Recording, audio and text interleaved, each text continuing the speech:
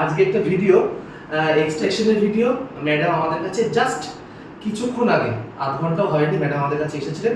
তার দাঁতে অসহ্য যন্ত্রণা নিয়ে ব্যথা সহ্য করতে পারছেন না, পেনটা খেয়ে যাচ্ছেন। আমরা এক্সরে করি এবং দেখি ফ্র্যাকচার হয়ে গেছে। তো আমরা তোলার ডিসিশন নিই, ম্যাডামকেও আমরা তুলতে বলি, ম্যাডাম রাজিও হন।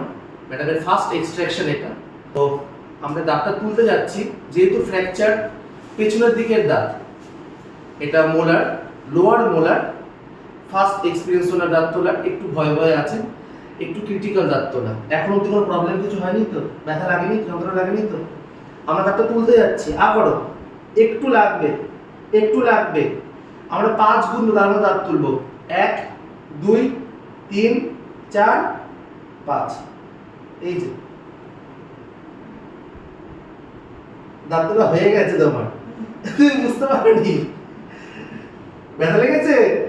ঠিক আছে, খুশি?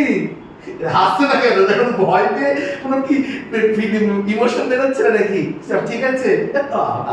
দেখো হাই করে দাও, তাহলে এরকম করে দাও।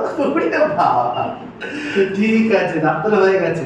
তো আমাদের ভিডিও এইভাবেই আমরা তুলি। পেশেন্ট ভয় পেয়ে থাকেন, প্রথম এক্সট্রাকশন বলে কথা।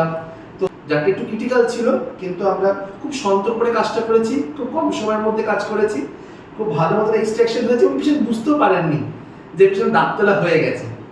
আমরা পেশেন্টকে নর্মালাইজ করে একটু জাস্ট ফানি ভিডিও একটা বানালাম, যে আমরা কতটা সুন্দরভাবে দাঁত তুলি এবং পেশেন্টকে টেক কেয়ার করি।